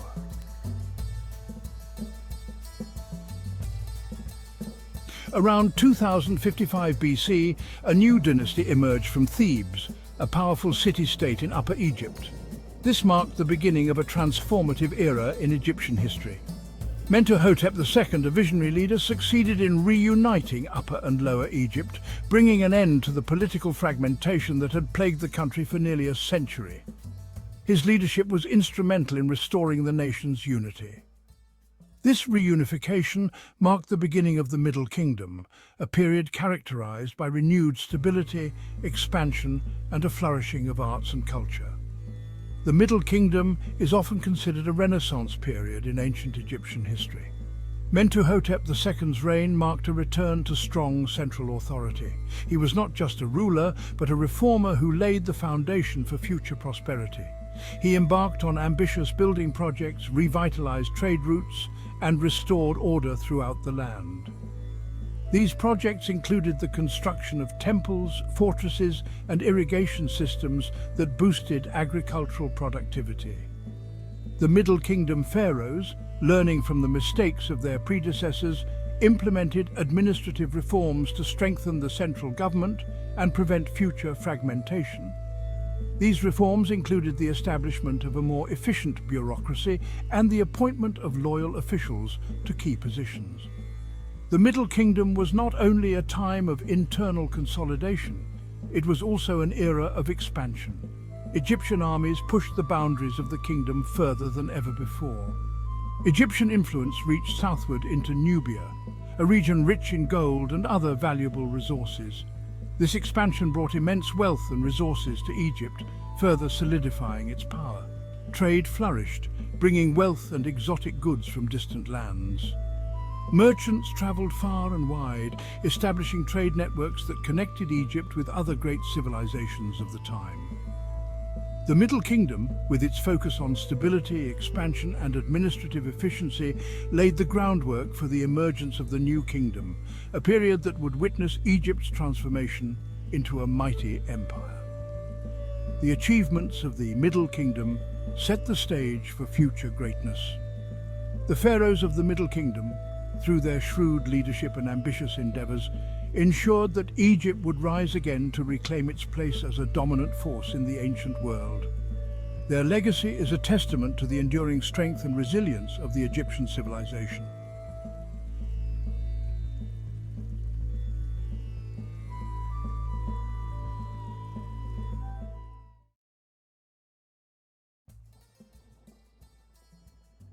Saqqara, a timeless necropolis. Egypt, a land steeped in history and ancient wonders. Join me, if you will, on a journey to Saqqara. Saqqara, a vast necropolis south of Cairo, whispers tales of pharaohs and ancient rites. Imagine a desert landscape, the silence broken only by the wind. Here lies Saqqara, a testament to Egypt's enduring legacy. This sprawling site is a treasure trove of tombs, temples, and pyramids. For over 3,000 years, Saqqara served as the burial ground for Memphis. Memphis, the ancient capital of Egypt. Saqqara's historical significance is immeasurable. It provides an unparalleled glimpse into ancient Egyptian life, death, and belief systems. Unlike the more famous Giza Plateau, Saqqara boasts monuments from various periods of Egyptian history. This makes it a truly unique window into the evolution of Egyptian civilization. From the Old Kingdom to the late period, Saqqara holds secrets waiting to be unveiled. The Step Pyramid, an architectural marvel. Dominating the Saqqara skyline is the Step Pyramid of Djoser. This architectural marvel, built in the 27th century BC, is a sight to behold. Imagine a pyramid not with smooth sides, but with 6 massive steps. This is the Step Pyramid, a revolutionary structure that changed the course of Egyptian architecture. The Step Pyramid was the brainchild of Imhotep, a genius architect and polymath. Prior to the Step Pyramid, tombs were simple rectangular structures known as mastabas. Imhotep's vision, however, was far grander. He conceived of stacking mastabas, one on top of the other, creating a towering symbol of royal power. The result was the world's first monumental stone structure, a testament to Imhotep's ingenuity. The Step Pyramid is not just a tomb, it is a symbol of innovation and human ambition. Pyramids of the 5th and 6th dynasties. The Step Pyramid of Djoser may be Saqqara's most iconic monument, but it is far from the only pyramid at this sprawling site. The 5th and 6th dynasties also left their mark on Saqqara, constructing pyramids that, while smaller than Djoser's masterpiece, are no less intriguing. These later pyramids, often referred to as true pyramids due to their smooth sides, reflect the evolution of pyramid building techniques. Among these, the Pyramid of Unas stands out. This pyramid, though modest in size, holds a special place in Egyptian history as the final resting place of Pharaoh Unas. The Pyramid of Unas is remarkable for another reason. It contains the earliest known examples of pyramid texts. These texts, inscribed on the walls of the pyramid's inner chambers, are a collection of spells and incantations intended to assist the deceased pharaoh in the afterlife.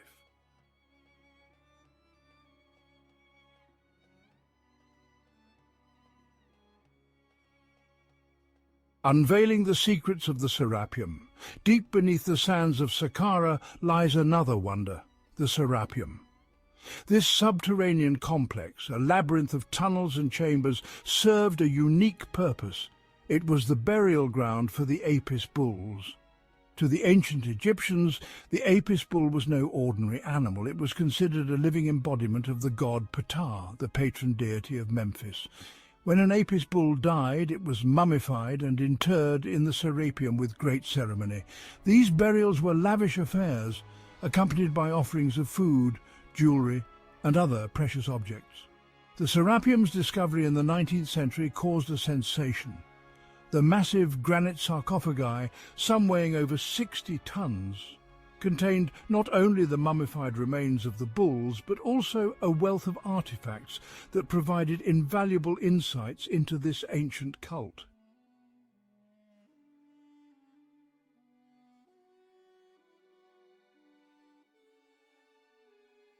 Saqqara's significance extends far beyond the Old Kingdom.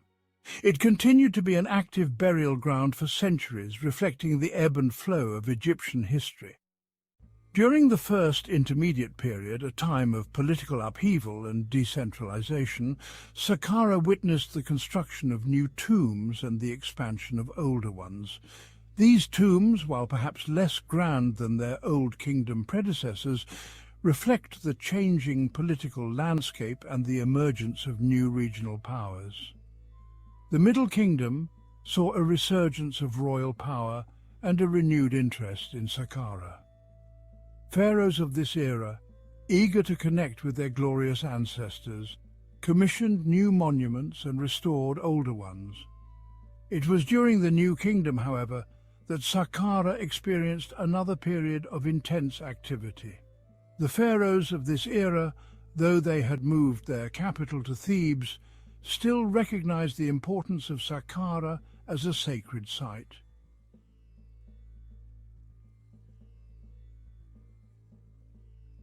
While the pyramids and the Serapeum may be the most famous attractions at Saqqara, the site is also home to hundreds of tombs belonging to high-ranking officials, priests, and other members of the elite. These tombs, often elaborately decorated with scenes from daily life, offer a fascinating glimpse into the lives of the people who lived and worked in ancient Memphis. The walls of these tombs are covered in vibrant paintings and intricate carvings, depicting everything from hunting and fishing expeditions to religious rituals and funerary banquets. These scenes are not merely decorative. They served a symbolic purpose, providing the deceased with provisions and entertainment in the afterlife. They also offer us a window into the beliefs, values, and daily activities of the ancient Egyptians. Saqqara, despite centuries of exploration, continues to surprise and amaze archaeologists. In recent years, a series of remarkable discoveries has captivated the world and underscored the site's enduring importance. In 2020, for example, archaeologists unearthed a vast cache of over 100 beautifully painted wooden coffins, many still sealed after more than 2,500 years. These coffins, containing the mummified remains of men, women and children, provide a unique glimpse into ancient burial practices and religious beliefs. The discovery of new tombs and artifacts at Saqqara is not a rare occurrence. The site is vast, and much of it remains unexplored. Each new find adds to our understanding of this ancient necropolis and the people who lived and died there. Saqqara, an open-air museum. Today, Saqqara is a UNESCO World Heritage Site and one of Egypt's most popular tourist destinations, but it is more than just a collection of ancient monuments. It is a living museum, a place where the past is still very much present. As you wander through the site, you can almost hear the echoes of the pharaohs and imagine the rituals that once took place here. Saqqara's open-air setting enhances its allure, allowing visitors to experience the site in its natural environment. The vastness of the necropolis, the silence of the desert, and the sheer age of the monuments create an atmosphere that is both awe-inspiring and humbling. Whether you are an archaeologist, a history enthusiast, or simply someone with a thirst for adventure, Saqqara is a destination that is sure to leave a lasting impression. Saqqara, with its timeless pyramids, its subterranean secrets, and its vibrant tomb paintings, stands as a testament to the ingenuity, artistry, and enduring legacy of ancient Egypt. It is a place where the past is not dead and buried, but very much alive, waiting to be discovered and understood. So the next time you find yourself in Egypt, make sure to visit Saqqara. Walk among the pyramids, explore the tombs, and let the spirit of this ancient necropolis transport you back in time.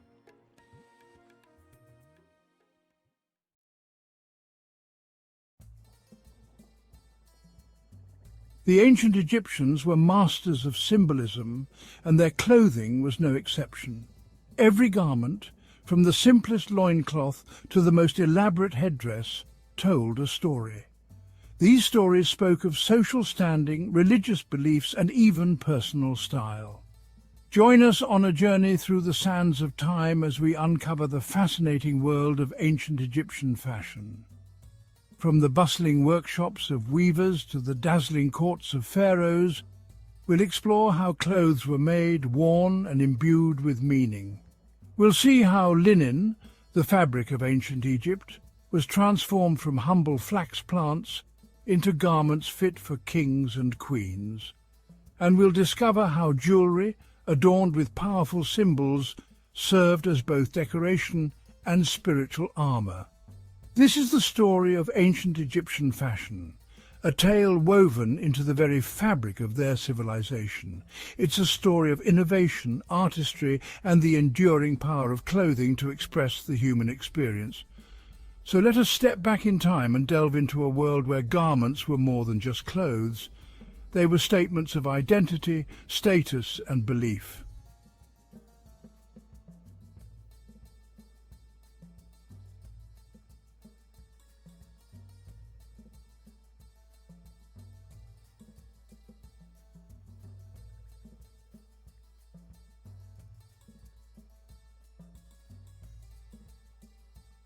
The lifeblood of ancient Egyptian fashion flowed from a single remarkable plant, flax.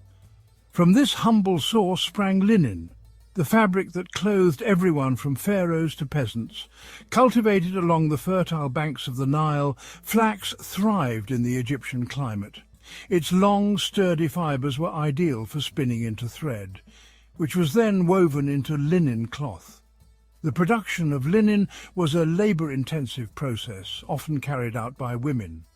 They would first harvest the flax by hand, then soak it in water to soften the fibres.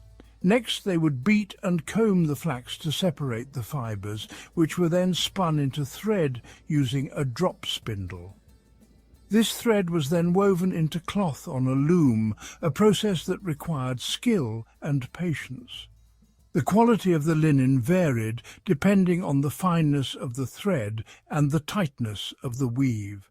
The finest linen reserved for the elite was incredibly soft and sheer, while coarser linen was used for everyday garments.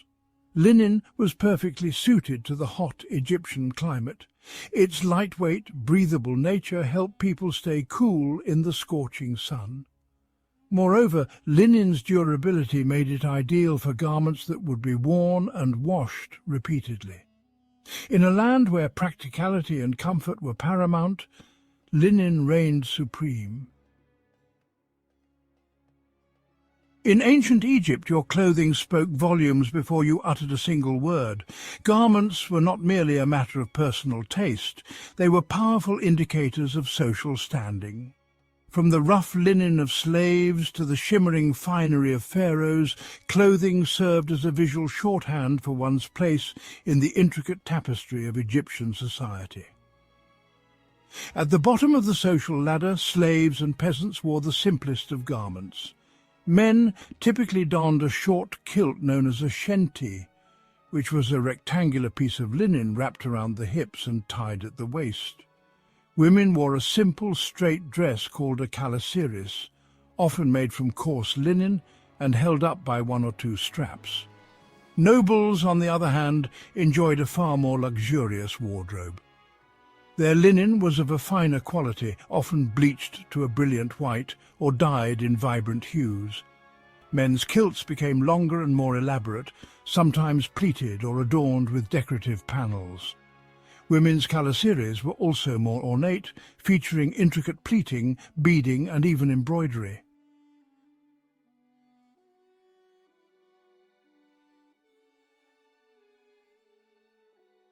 At the pinnacle of Egyptian society stood the pharaoh, whose clothing was a dazzling display of wealth and power. Pharaohs donned the finest linen garments, often embellished with gold thread, precious stones, and intricate embroidery. Their regalia included elaborate headdresses, jewelled collars, and even leopard skins, a symbol of their divine status.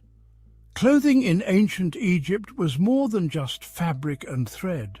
It was a language of power woven into the very fabric of their society. From the humblest peasant to the mighty pharaoh, each garment told a story of social standing and the intricate web of relationships that defined life in ancient Egypt. Jewellery in ancient Egypt was more than just decorative. It held significant cultural and spiritual meaning. Both men and women adorned themselves with a variety of pieces, from rings and bracelets to necklaces and earrings. Gold was the most prized material, believed to be the flesh of the gods. Precious stones like turquoise, lapis lazuli and carnelian were commonly used, each carrying its own symbolism and protective properties. The Egyptians believed that jewellery could protect them from evil spirits and bring good fortune. Amulets, often shaped like animals or symbols, were particularly popular for their supposed magical powers. Even in death, Egyptians were buried with their jewellery, ensuring they would be well equipped in the afterlife. The craftsmanship of these pieces was exquisite, showcasing the skill and artistry of ancient Egyptian jewellers. So, in essence, jewellery in ancient Egypt was a blend of beauty, belief and protection, deeply intertwined with their daily lives and spiritual practices. The royal attire of ancient Egypt was, well, nothing short of magnificent. Pharaohs and queens adorned themselves in the finest linens, often dyed in vibrant colours. Their garments were elaborately pleated and sometimes even embroidered with gold thread. Accessories were equally opulent. Crowns, headdresses, and an array of jewellery, including broad collars, bracelets and anklets, signified their divine status and immense wealth. These items were not just for show.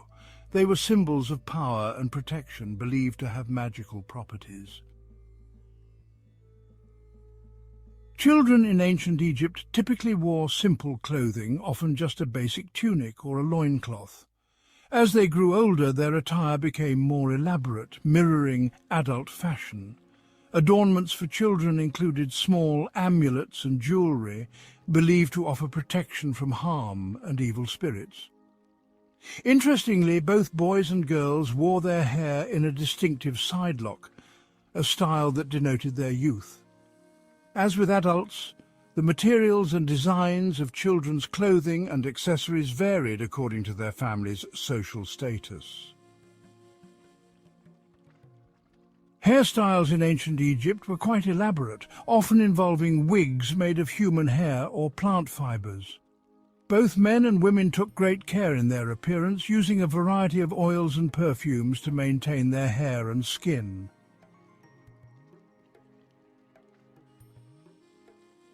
Makeup was essential, with kohl used to line the eyes, not just for beauty, but also to protect against the harsh sun.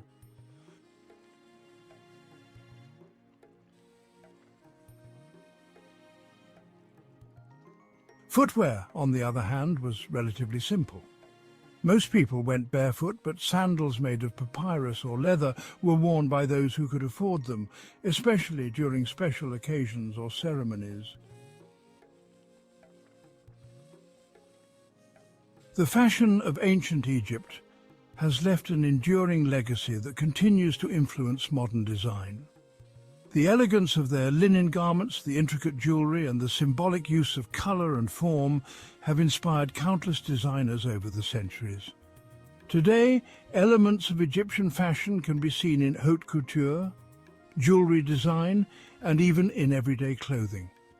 The timeless appeal of their aesthetic, rooted in both beauty and symbolism, ensures that the legacy of Egyptian fashion will never fade away.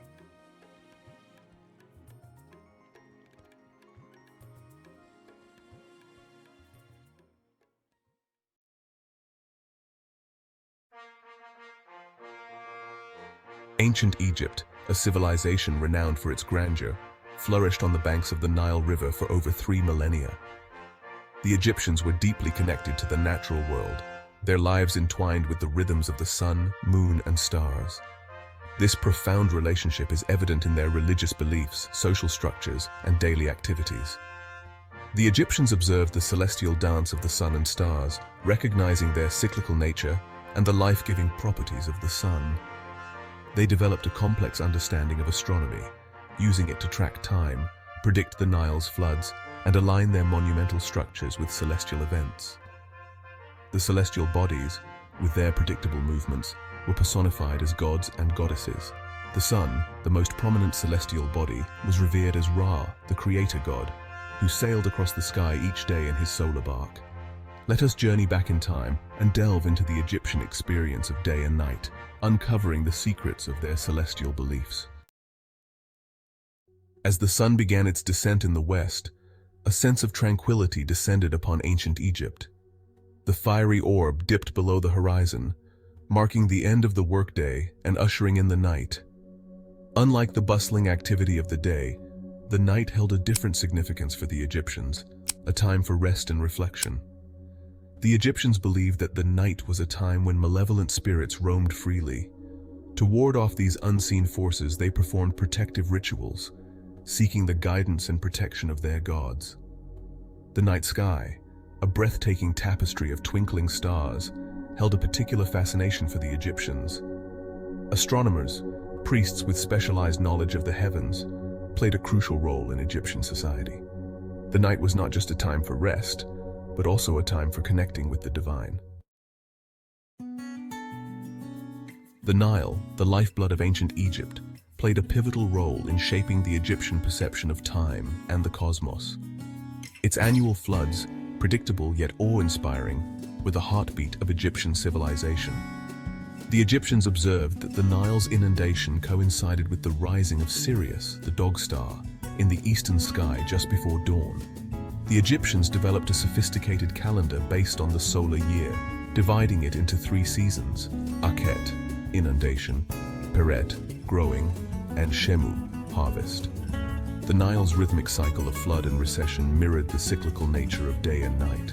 The Nile, in essence, embodied the cyclical nature of time and the Egyptian belief in the enduring power of the cosmos. The Egyptians were meticulous timekeepers, their lives governed by the celestial rhythms of the sun, moon, and stars.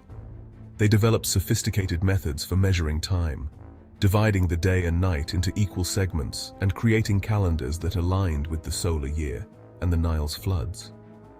To measure time during the day, the Egyptians used sundials, simple yet effective devices that tracked the sun's movement across the sky. At night, they relied on water clocks, ingenious devices that measured time based on the steady flow of water from a vessel with a small hole. The Egyptians developed 2 main calendars, a lunar calendar based on the cycles of the moon, and a solar calendar based on the sun's journey around the earth. Accurate timekeeping was essential for religious practices, as temples throughout Egypt adhered to strict schedules for daily rituals and offerings. Time for the Egyptians was not linear but cyclical, intricately linked to the movements of celestial bodies. Death, for the ancient Egyptians, was not an end, but a transition to another realm, the afterlife. Just as the sun journeyed through the underworld each night, so too did the deceased embark on a perilous journey through the underworld. The Egyptians envisioned the underworld as a subterranean world, shrouded in darkness and ruled by Osiris, the god of the dead. The deceased's journey through this shadowy realm was fraught with danger, requiring them to navigate treacherous paths and prove their worthiness to Osiris. Tombs were elaborately furnished with food, clothing, tools, and weapons to accompany the deceased on their journey. The afterlife, therefore, was not a perpetual night, but a realm of both darkness and light, where the deceased faced challenges and rewards. The Egyptian pantheon was populated with a myriad of gods and goddesses, each embodying forces of nature or aspects of human experience. Among these deities, Ra, the sun god, and Nut, the sky goddess, played pivotal roles in the Egyptian perception of day and night. Ra, often depicted as a man with a falcon's head crowned with a solar disk, was the supreme deity in the Egyptian pantheon. Each day, Ra sailed across the sky in his solar bark, bringing light and order to the land. At sunset, he journeyed through the underworld, battling chaotic forces before emerging triumphant each morning in the east. Nut, the sky goddess, was often depicted as a woman arched over the earth, her body adorned with stars. She was the mother of Ra, swallowing him each evening as he descended in the west, and giving birth to him anew each morning in the east. The eternal dance of Ra and Nut symbolized the enduring power of creation and the cyclical nature of existence. Temples, grand and awe-inspiring structures dedicated to the Egyptian gods and goddesses, were not merely places of worship, they were microcosms of the universe. These sacred spaces were intricately aligned with celestial events, their architecture and decoration echoing the celestial realm above. The entrance pylon, flanked by towering obelisks, symbolized the gateway to the celestial realm. The hypostyle hall, with its forest of columns, represented the primeval waters of Nun, from which creation emerged. The sanctuary, the most sacred part of the temple, housed the cult statue of the temple's deity. Temples were also aligned with significant astronomical events, such as solstices and equinoxes. The decoration of temples further emphasized their celestial connections. The ancient Egyptians possessed a profound understanding of astronomy, using their knowledge to align their monumental structures with celestial events. Pyramids, the most iconic of all Egyptian monuments, were not randomly placed, but carefully oriented to the cardinal directions.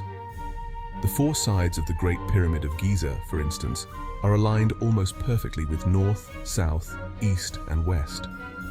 temples were also aligned with significant astronomical events, such as solstices and equinoxes.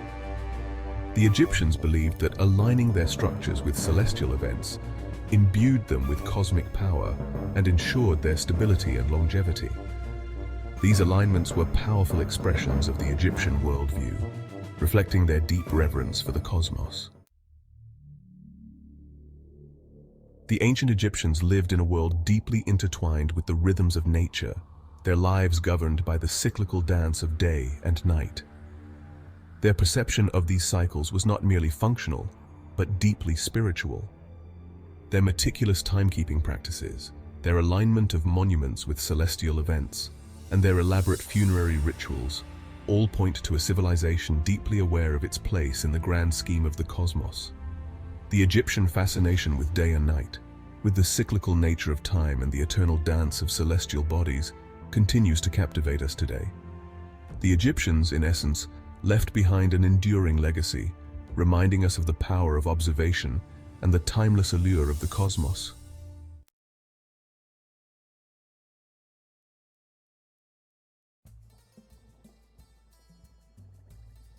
Let's travel back in time to meet the Nabataeans, a fascinating ancient civilization.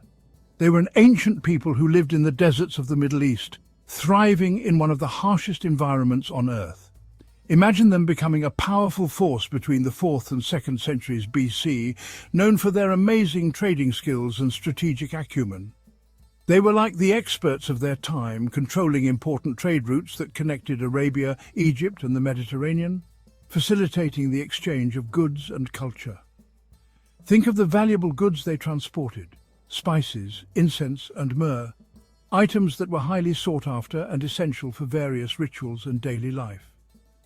These goods were super popular in the ancient world, making the Nabataeans incredibly influential and wealthy. This trade made them very wealthy, allowing them to build impressive cities and monuments, the most famous being Petra, carved into the cliffs.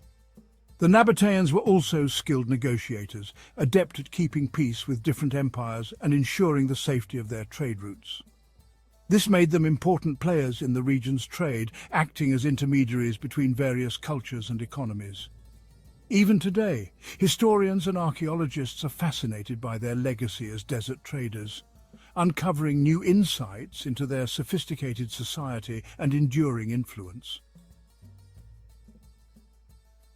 The beginnings of the Nabataeans are still a bit of a mystery. Their early history is shrouded in the sands of time, leaving much to the imagination and the diligent work of archaeologists. Scholars, who are like history detectives, believe they were a nomadic Arab people who journeyed from the Arabian Peninsula around the 6th century BC. These scholars piece together clues from ancient texts and artifacts to form a picture of the Nabataeans' early days. They settled in what we now know as Jordan, southern Syria, and northwestern Saudi Arabia. This region, with its rugged terrain and strategic location, became the heart of their civilization. Living in this tough desert environment shaped their culture, making them experts at saving water. The harsh conditions of the desert demanded ingenuity and resilience, qualities that the Nabataeans possessed in abundance. They came up with clever ways to collect and store water, which helped them thrive in this unforgiving landscape. Their advanced water management systems, including cisterns and rock-cut channels, were marvels of engineering. The name Nabataean might come from the Arabic word nabat, meaning to spring up or grow, which makes sense considering how they flourished in a dry environment. Their ability to adapt and grow in such a harsh climate is a testament to their resourcefulness. The Nabataeans left behind a rich cultural legacy, and their impact on the region is still visible today. From the majestic ruins of Petra to the ancient inscriptions that tell their story, the Nabataeans continue to captivate our imagination and inspire awe.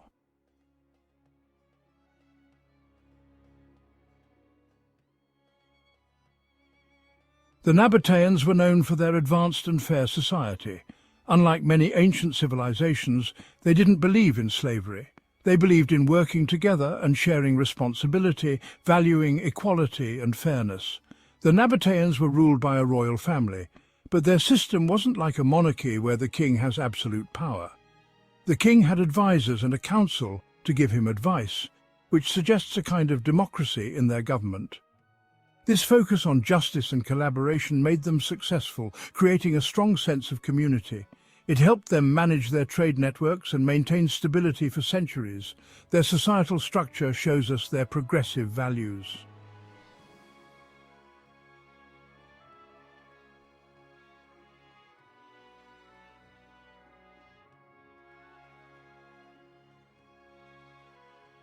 The Nabataeans believed in many gods and goddesses, often connected to nature. They respected the power of the sun, mountains and water. Dushara, the god of the mountains, was their main god, and they also worshipped Alat, a goddess of fertility and prosperity.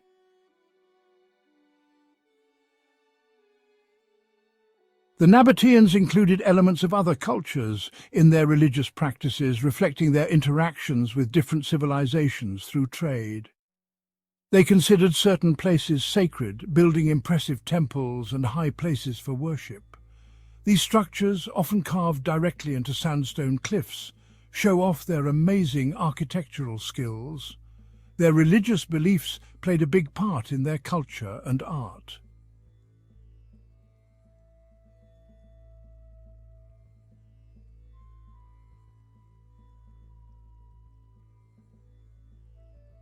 The Nabataean Kingdom was in a very strategic location, nestled in the heart of the ancient world. They lived in a region that is now Jordan, southern Syria, and parts of Saudi Arabia, a vast and diverse landscape that offered both challenges and opportunities. Their territory included important trade routes, which were the lifeblood of their economy and culture. These routes crossed the Arabian Peninsula and connected to the Mediterranean Sea, facilitating the exchange of goods, ideas and cultures. This strategic location was really important for their economic success, allowing them to become a central hub in the ancient world. It allowed them to control the flow of goods between the East and the West, making them indispensable to traders and merchants.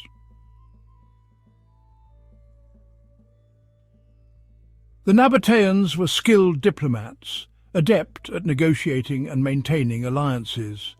They maintained peaceful relationships with their neighbours, ensuring stability and prosperity within their borders. This allowed them to focus on trade and development, building a robust economy and sophisticated infrastructure. They built a network of impressive cities, with Petra being the crown jewel, showcasing their architectural prowess. These cities thrived as centres of commerce and culture, attracting people from all over the ancient world. Their ability to thrive in a challenging environment is a testament to their adaptability and ingenuity, leaving a legacy that continues to inspire to this day.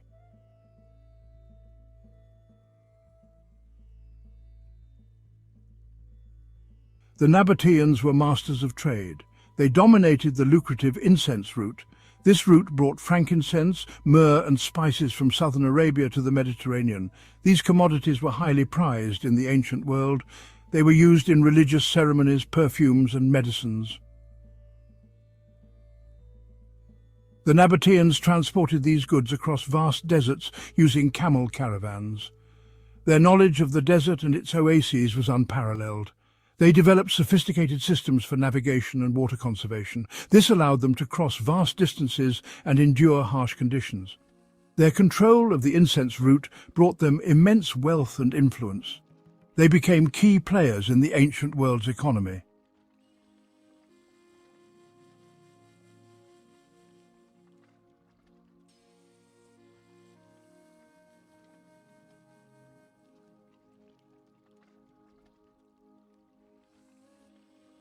The Nabataeans are perhaps best known for their capital city, Petra. This magnificent city, located in Jordan, is a UNESCO World Heritage Site. Petra is renowned for its awe-inspiring rock-cut architecture. The city is carved directly into towering sandstone cliffs. The most iconic structure in Petra is the treasury. This elaborate facade, carved into the cliff face, is a testament to the Nabataeans' architectural genius. It served as a royal tomb. Petra was more than just a city. It was a symbol of Nabataean wealth and power. It showcased their mastery of engineering and art.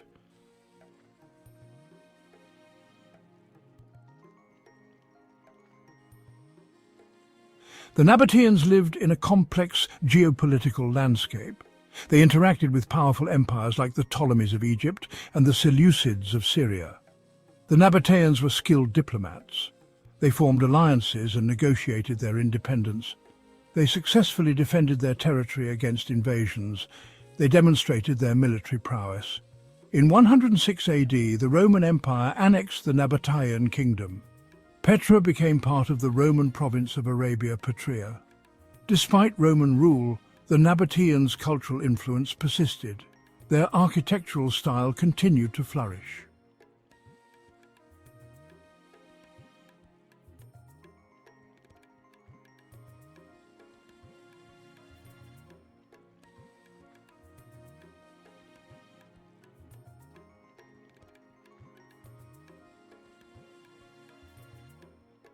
The Nabataean Kingdom may have fallen to the Romans. However, their legacy continues to resonate today. Their impressive architectural achievements, particularly Petra, continue to inspire awe and wonder. Their innovative water management systems are still studied by modern engineers. The Nabataeans made significant contributions to art, language, and culture. They developed a distinctive script. This script influenced the development of the Arabic alphabet. Their artistic motifs, blending Eastern and Western influences, reflect their cosmopolitan nature. The Nabataeans were a remarkable civilization. They thrived in a challenging environment. They built a prosperous kingdom on trade and innovation. Their story is a testament to human ingenuity and resilience. Their legacy continues to enrich our understanding of the ancient world.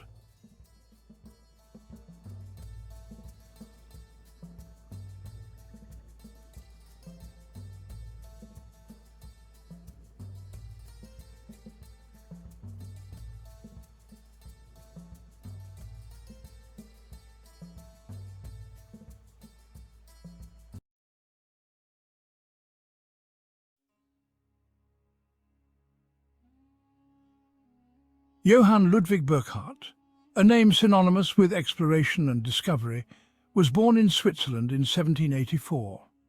He grew up in a privileged family, receiving a classical education that ignited a passion for history and languages. Burckhardt's thirst for knowledge extended beyond the confines of Europe. He yearned to explore the distant lands of the Orient, captivated by their ancient civilizations and rich cultures. Little did he know that his name would be etched in history as a pioneer of exploration, forever linked to the rediscovery of some of the world's most awe-inspiring archaeological treasures. Burckhardt's early years were marked by a deep fascination with the world beyond his Swiss homeland. He devoured tales of adventure and exploration, his imagination ignited by the accounts of early travelers. His academic pursuits reflected this thirst for knowledge, excelling in his studies of history, geography, and languages. These disciplines provided him with a strong foundation, equipping him with the tools necessary to navigate the complexities of the Orient. With each passing year, his desire to experience these distant lands firsthand grew stronger, setting the stage for an extraordinary life of exploration and discovery. Burckhardt's family, while supportive of his academic pursuits, held reservations about his ambitions to travel to the east. The region was perceived as dangerous and unpredictable, fraught with risks that worried his loved ones. However, Burckhardt's determination remained unwavering. He understood the challenges that lay ahead but was undeterred. His resolve to explore the Orient, to immerse himself in its cultures and uncover its secrets, fueled his determination to overcome any obstacle in his path. This unwavering spirit would serve him well in the years to come, guiding him through the triumphs and tribulations of his extraordinary journeys. Determined to realize his dreams, Burckhardt embarked on a period of rigorous preparation. He journeyed to London in 1806, immersing himself in the city's intellectual circles. He honed his Arabic language skills at Cambridge, recognizing the importance of mastering local dialects to navigate the complexities of communication in the East. This linguistic dedication was not merely academic, it was a testament to Burckhardt's respect for the cultures he sought to engage with. His studies went beyond language acquisition, encompassing a deep dive into the history, customs and religious practices of the Arab world.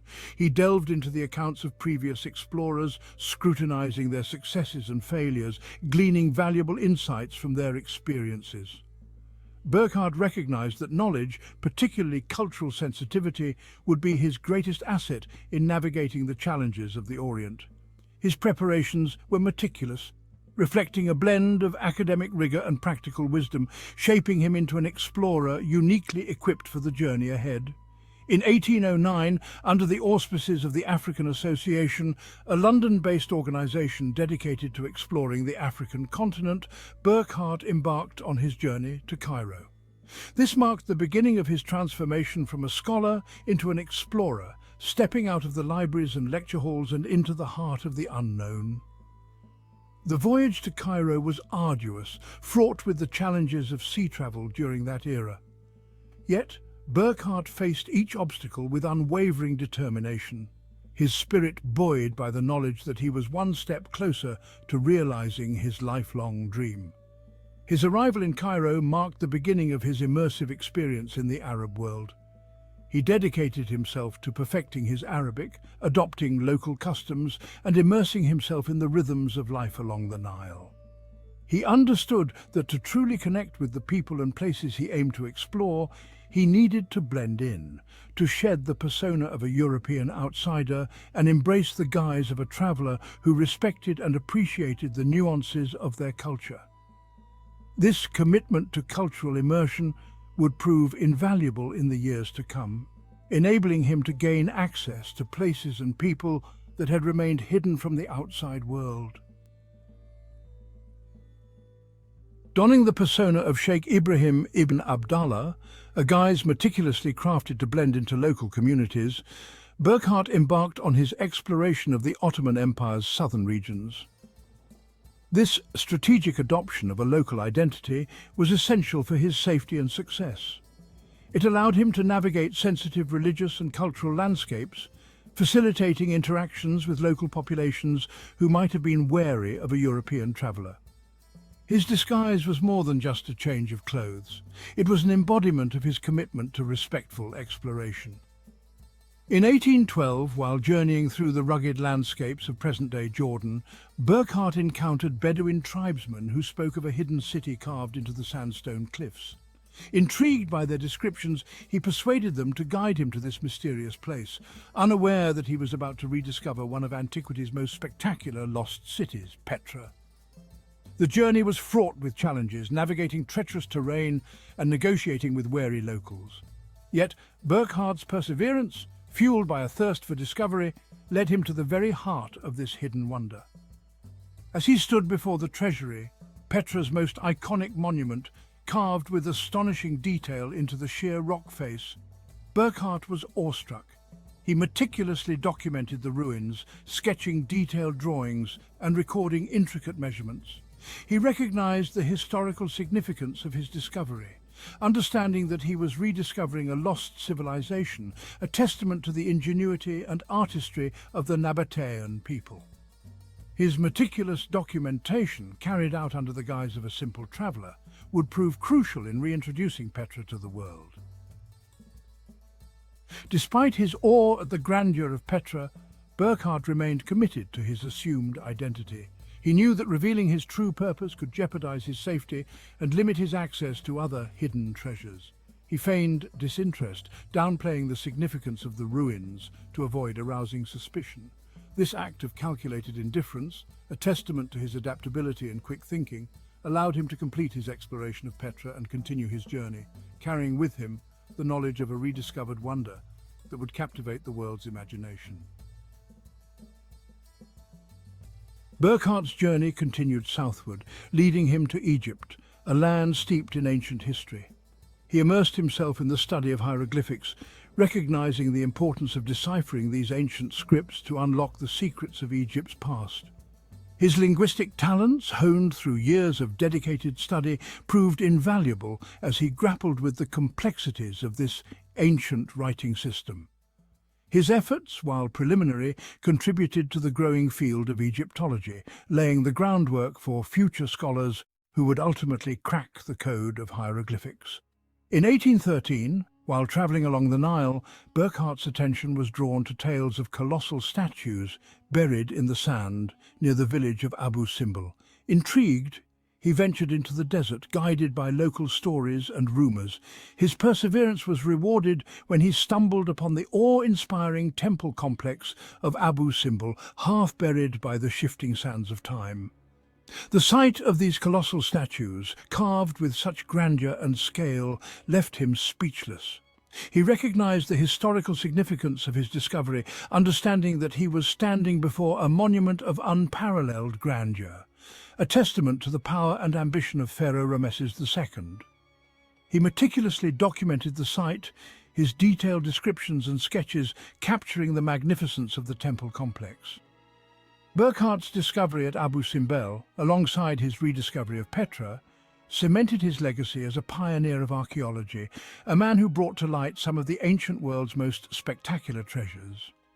Despite the challenges he faced, the scorching heat, the unforgiving terrain, and the constant need to maintain his assumed identity, Burckhardt's spirit never wavered. He pressed on, driven by an insatiable curiosity and a profound respect for the cultures he encountered. His journey through Egypt was more than just a geographical exploration.